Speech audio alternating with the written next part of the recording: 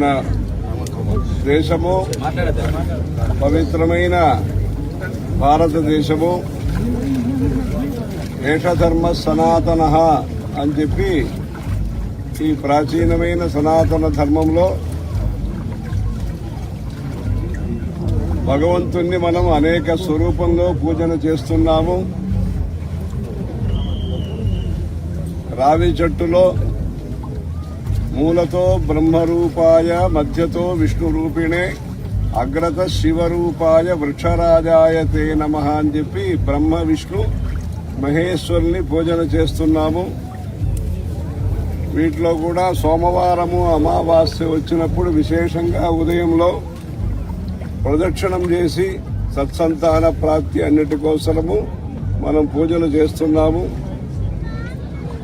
విగ్రహంలో భగవంతుణ్ణి పూజన చేస్తున్నాము. విఘ్నేశ్వరుడు, శివుడు, అమ్మవారు, సూర్యుడు, మహావిష్ణు, సుబ్రహ్మణ్య స్వామి ఇట్లా అనేక దేవతామూర్తుల్ని సప్తమాతృక బ్రాహ్మీ, మాహేశ్వరీ చైవ కౌమారీ, వైష్ణవీ తథా వారాహి చ తథేంద్రాణి చాముండా సప్తమాతరః అని చెప్పి మాతృకా దేవతల్ని మనం సప్తమాతృకల్ని పూజలు చేస్తున్నాము. గ్రామంలో అనేక గ్రామాల్లో సప్తమాతృకా దేవస్థానాలు, అమ్మవారి గుళ్ళు ఉంటాయి. అలా మన ఇంటిలో పూజ చేస్తున్న పూజకి స్వార్థ పూజ అని పేరు. మన కుటుంబం కోసరము, మన కోసరము, మంచి ఆరోగ్యము, ఐశ్వర్యం కోసరము పూజలు చేస్తున్నాము. గుడిలో పూజ చేసేది పరార్థ పూజ అంటారు. పరార్థ పూజ అంటే ప్రజలందరి కోసరం. ప్రతి గ్రామంలో ఉండే గుడిలో పూజ చేస్తున్న లాభము, దాని యొక్క ఫలితము అక్కడ ఉండే ప్రజలందరికీ కూడా, ప్రజలు మాత్రమే కాదు, ఆవులు, మేకలు అందరికీ కూడా షన్నో అస్తు ద్విపదేశం చతుష్పదే అని చెప్పి 2 కాలు ఉండేవాళ్ళకి, 4 కాలు ఉండేవాళ్ళకి అందరికీ కూడా సుఖము, శాంతి, ఆరోగ్యము, సుముఖత అన్ని కలుగుతుంది. ప్రకృతి, చెట్టు, తీగ అన్నిటికీ కూడా మంచిది కలుగుతుంది. అలాంటి పరార్థ పూజ కోసరము ఆ రోజుల నుంచి మన శాసకులు అక్కడ నిత్యము ధూప దీప నైవేద్యాలు జరగాలి, వేద పారాయణం జరగాలి, పురాణ ప్రవచనం జరగాలి అని చెప్పి ఏకాదశి దీనికోసరం మనం ఉపవాసం చేస్తున్నాము. షష్ఠి సంతాన ప్రాప్తి కోసరం ఎందుకు పూజలు చేస్తున్నాము, చతుర్థి వ్రతం ఎందుకు చేస్తున్నాము, మాస శివరాత్రి ఎందుకోసరం చేస్తున్నాము, ఈ వివరాలన్నీ కూడా చెప్పడానికి ప్రతినిత్యము పంచాంగ శ్రవణం చేయించి, ఇప్పుడు కూడా తిరుమల వెంకటేశ్వర స్వామి గుడిలో ప్రతినిత్యము పంచాంగ పఠనం చేస్తున్నారు. అక్కడ పంచాంగం చదివి ఆ రోజుకి ఆ రోజు ఏమి కానుకలు వచ్చినాయి ఇవన్నీ కూడా భగవంతుడికి నివేదనం చేయటం అవుతుంది. అలా పంచాంగం అనేది నిత్యం వినాలి. తిథే శ్రియం అవాప్నోతి, వారాత్ ఆయుష్య వర్ధనం, నక్షత్రాత్ హరతే పాపం, యోగాత్ రోగ నివారణం, కరణాత్ కార్యసిద్ధిశ్చ పంచాంగ ఫలముచ్యతే అని చెప్పి పంచాంగం విని ఇక్కడ ఆంధ్రదేశంలో అంటే తెలంగాణ, ఆంధ్రప్రదేశ్లో వీరందరూ కూడా యుగాది రోజు మంచి ఘనంగా సభలు చేసి పంచాంగ శ్రవణం చేయించే ప్రముఖమైన రాజ్యాలు ఇవి. అంత పంచాంగ శ్రవణానికి ప్రాముఖ్యత ఇచ్చి సభ చేసి ఆ రోజు సంవత్సర ఫలాలు ఇవన్నీ వింటారు. మంచి కార్యక్రమం. అలా ప్రతినిత్యము పంచాంగం చదివి ఈ గుడి గోపురంలో విగ్రహారాధన చేయాలి. ఆ భగవంతుణ్ణి శిల్పశాస్త్ర ప్రకారము నిర్మాణం చేసి ఈ రాతితో ఇన్ని అంగుళాలు, ఇన్ని మూర్తి అని పెట్టి అక్కడ ప్రాణ ప్రతిష్ఠ చేసి స్వామిని సర్వజగన్నాథ యావదా చంద్రతారకం తావత్వం ప్రీతిభావేన బింబేస్మిన్ సన్నిధిం కురు అని చెప్పి ఆ భగవంతుణ్ణి ఆవాహనం చేసి ప్రాణప్రతిష్ఠ చేసి సూర్యచంద్రుడు ఉన్నంతకాలం మీరు ఇక్కడే ఉండి ప్రేమగా ఉండి అనురాగంతో ఉండి సేవించుకునే భక్తులు, అభిషేకాలు, అర్చన, హారతులు ఇచ్చే భక్తులందరికీ కూడా ఈ జీవితంలో సంసార సుఖం ఏముంటుందో న్యాయమైన సుఖాలు, ధార్మికమైన ఐశ్వర్యాన్ని ప్రసాదిస్తుంటారు. అలా ఈ దేశంలో ఆసేతు సీతాచలం కన్యాకుమారి నుంచి కాశ్మీరం వరకు అనేక దేవతామూర్తుల్ని ప్రతిష్ఠ చేశారు. 12 జ్యోతిర్లింగాలు, 51 శక్తిపీఠాలు, 18 శక్తిపీఠాలు అని చెప్పి అనేక దేవతామూర్తుల్ని విగ్రహంలో పసుపుతో చేసిన విగ్రహం కావచ్చు, మట్టితో చేసిన విగ్రహం కావచ్చు, చెక్కతో చేసిన జగన్నాథపురి అలాంటి విగ్రహాలు కావచ్చు, శిలామూర్తులు కావచ్చు, పంచధాతు మూర్తులు కావచ్చు, బంగారుతో చేసిన స్వర్ణేన జగదంబిక బంగారు మూర్తి కావచ్చు, అన్నిట్లో కూడా దేవతా ధ్యానం చేసి ఆవాహనం చేసి పూజించే మూర్తి పూజ, విగ్రహారాధన చేస్తున్న మన దేశంలో తీర్థాన్ని కూడా పూజలు చేస్తాము. గంగోత్రి, యమునోత్రి, అమర్కంటకు, మహాబలేశ్వరు, ఇంకా గోదావరి, అక్కడ నాసిక్, త్రంబకేశ్వరము, అలా అనేక నదులు ఉత్పత్తి ఉద్గమ స్థానంలో కానీ సంగమ స్థానంలో కానీ పూజలు చేయటం. తీర్థరాజ్ ప్రయాగని అక్కడ కూడా గంగా, యమున, సరస్వతి సంగమంలో, త్రివేణి సంగమంలో పూజలు చేయటం. ఆ త్రివేణి సంగమం గురించి, సరస్వతి నది గురించి కూడా అంతర్వాహిని అంటారు. అలా సితాసీతే సరితో యత్ర సంగతే తత్ర ప్లుతాసో దివముత్పాతంతి ఏవై తన్వా అంబిసృజంతి ధీరాస్తే జనాసో అమృతత్వం భాజంతే అని చెప్పి తెల్లగా ఉండే నది, తెల్లగా లేని నది అని ఇది గంగా యమునా నది గురించి వేదంలో చెప్పబడినది. అంత అద్భుతమైన పవిత్రమైన సంగమ క్షేత్రాలు ఉంటాయి. సంగమేశ్వరుడు అని కూడా తమిళనాడులో ఒక శివక్షేత్రం ఉంటుంది, సంగమేశ్వరుడు అని పేరు. అలా ఇక్కడ తెలంగాణ రాజ్యంలో మహారాష్ట్ర సీమ ఇక్కడ 5 జ్యోతిర్లింగాలు ఉండే మహారాష్ట్ర ప్రదేశం నుంచి ఇక్కడికి విచ్చేసిన గోదావరి, దక్షిణ గంగా, ప్రాణహిత, ప్రాణద, ప్రాణరూపిణి అని లలితా సహస్రనామంలో చెప్తారు. అలా ప్రాణం అనేది చాలా ముఖ్యము, శరీరానికి చాలా ముఖ్యమైనది ప్రాణం అంటారు. అలా ఈ ప్రాణాహుతి అని నిత్యం మనం భోజనం చేస్తున్నప్పుడు ప్రాణాహుతి, ప్రాణాయ స్వాహ, అపానాయ స్వాహ, వ్యానాయ స్వాహ, ఉదానాయ స్వాహ, సమానాయ స్వాహ అంటారు. సమానం, మనిషి యొక్క మనస్తత్వం సమానంగా ఉండాలి, రాగద్వేష అతీతంగా ఉండాలి, అప్పుడు వర్షం వస్తుందంటారు.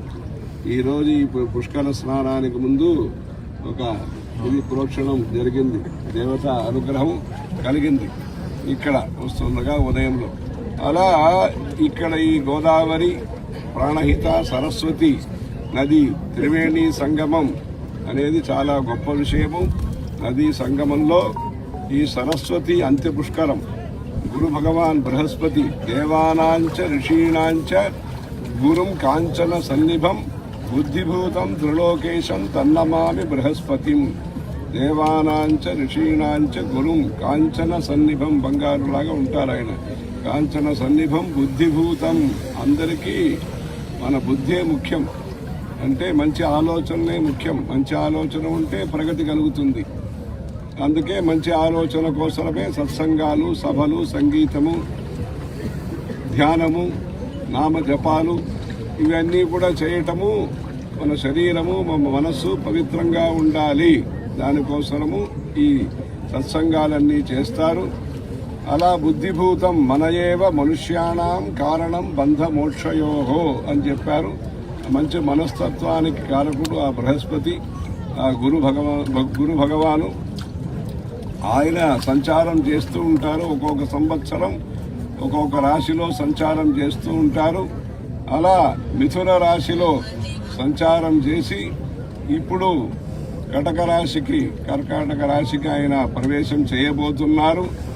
ఈ 1 సంవత్సర కాలము ఈ సరస్వతీ నది దేవతగా ఆయన వారి యొక్క అంశాన్ని అమృత గడియలు అంటారు. మీరు ఇక్కడ తెలుగు రాజ్యంలో చెప్తారు, ఆంధ్రదేశంలో చెప్తున్నారు. ఈ తెలంగాణ ప్రాంతం అన్నిట్లో కూడా అమృత గడియలు పుష్కరాంశం అంటారు. ఈ పుష్కరం అనే దాన్ని లోక విఖ్యాతం చేసిన భక్తులు ఉండే ప్రదేశం ఇది. ఈ సరస్వతి అమ్మవారి మంత్రంలో కూడా పుష్కర స్రజ అని పుష్కరం అనే శబ్దం ఉన్నది. ఈ పుష్కరాంశంలో అంత్య పుష్కరం సరస్వతి అమ్మవారి యొక్క అనుగ్రహంతో సరస్వతి నదిలో ఈ బృహస్పతి గురు ఆయన సంచారం చేసి ముగింపు చేస్తున్నారు. ఈ 12 రోజులు అంటే ఈ 1 సంవత్సర కాలం కూడా మధ్యాహ్నములో అమృత గడియలు, ప్రారంభంలో 12 రోజులు, పూర్తిగా 12 రోజులు పుష్కరం, తర్వాత ఈ 1 సంవత్సరం కూడా మధ్యాహ్నములో 2 గడియలు అమృత అంశములు ఉంటాయి. తర్వాత ఈ 12 రోజులు ఇది వరం కింద బ్రహ్మదేవుడి దగ్గర వరం కోరారు. గురు భగవానే నవగ్రహ దేవతల మధ్యలో ముఖ్యంగా ఉండాలని ఆయన వరం ఇచ్చారు. వరం ఇచ్చిన తర్వాత ఆయన గురు భగవాను బ్రహ్మదేవుడి దగ్గర ఇంకొక వరం ఆయన అడిగారు. మీ చేతిలో ఒక కలశం ఉన్నది, ఆ కలశం కూడా నా దగ్గరికి ఇచ్చేసేయండి అన్నారు. ఆ బ్రహ్మదేవుడు సరే అన్నా. సరే అంటే ఆయన ఇచ్చిన స్వామి వరం ఇచ్చిన పూజారి వరం ఇవ్వాలంటారు కదా, ఆయన ఇచ్చిన ఈ కలశము నేను వెళ్ళను, మిమ్మల్ని వదిలిపెట్టి వెళ్ళను అని చెప్పింది. ఆ అమృత కలశం, అమృతాంశం. తర్వాత ఆయన ఏమి అది చెప్తే తర్వాత ఏర్పాటు చేసి మధ్యాహ్న కాలంలో ఇలా వెళ్తారు. ఈ పుష్కర కాలంలో మొదటి 12 రోజులు, తర్వాత చివరికి 12 రోజులు ఈ బృహస్పతి గురువు సంచారం ఎక్కడ చేస్తారో అక్కడ ఉండాలని చెప్పి, అందుకని ఆయన ఈ నదిలో ఒక్కొక్క భారతదేశంలో ఒక్కొక్క నదిలో 12 నదుల్లో ఈ పుష్కర ఉత్సవాలు చేస్తుంటారు. ఆయన సంచారం ఇప్పుడు వచ్చినప్పుడు మిథున రాశిలో వచ్చినప్పుడు 1 సంవత్సర కాలము ఈ నదిలో సరస్వతి నదిలో ఇక్కడ పుష్కరం జరుగుతుంది. దీని తర్వాత కర్కాటక రాశి కటకంలో వచ్చినప్పుడు యమునా నదిలో జరుగుతుంది. మళ్ళా సింహరాశి వచ్చినప్పుడు గోదావరి నదిలో మళ్ళా పుష్కరాలు జరగబోతున్నాయి. దాని తర్వాత కన్యారాశి వచ్చినప్పుడు కృష్ణా నదిలో ఆ సంవత్సరం పుష్కరం జరుగుతుంది. అందుకని 3 పుష్కరాలు జరిగే అవకాశం ఉండే పుణ్య ప్రదేశంగా ఈ తెలంగాణ ప్రాంతం అనేది ఉంటుంది. గోదావరి, కృష్ణ, సరస్వతి, ప్రాణహితాలో ఇదివరకే చేశారు. ఇంకా 4 పుష్కరాలు జరుగుతాయి ఈ ప్రదేశంలో. అలాంటి పుణ్యక్షేత్రంలో కాళేశ్వరం, ముక్తేశ్వర క్షేత్రంలో ఇక్కడ ఇదివరకే చాలా సంవత్సరం ముందు మన గురువు గారితో శ్రీ జయన్ సరస్వతి స్వామి వారితో పాటు తెలంగాణ సంచారంలో అప్పుడు దర్శనం చేసుకున్నాము. ఈ పుష్కర సందర్భంగా కంచి నుంచి 850 కిలోమీటర్లు అంత దూరంలోంచి అక్కడ అంటే కంచి నుంచి ఇక్కడికి రావటం, కాళేశ్వరానికి కంచి నుంచి కాళేశ్వరం రావటం, ఈ సరస్వతి అమ్మవారి అంత్య పుష్కరం సందర్శనం, పుణ్య స్నానము. ఈరోజు గురు పుష్యమని మంచి ముహూర్తము, అంటే 1 వారము 1 నక్షత్రం కలుస్తుంది. అలా భాను హస్తం అంటారు, ఆదివారము హస్త నక్షత్రము, సోమ మృగశీర్షం అంటారు, భౌమ అశ్విని అంటారు, బుధ అనురాధ అంటారు, భృగు రేవతి అంటారు, శని రోహిణి అంటారు. అలా ఈ గురు పుష్యం అనేది పుష్య నక్షత్రము, గురువారము, పంచమి ఇవన్నీ కూడా మంచి అమృత గడియలో ఈ అంత్య పుష్కర స్నానం అనేది ప్రారంభమైనది. ఇంకా 1వ తారీఖు వరకు ఈ పుష్కరం స్నానాలు, విశేష అంత్య పుష్కర స్నానాలు ఈ కాళేశ్వరంలో. మంచి గ్రామమైన దీనికి పెద్ద ఎత్తున ఈ ప్రయాగంలో చేస్తున్నట్టుగా మంచి మంచి టెంటు సౌకర్యాలు భక్తులందరికీ కూడా ప్రభుత్వం తరఫున, దేవాదాయ ధర్మాదాయ శాఖ తరఫున మంచి ఏర్పాట్లు చేశారు.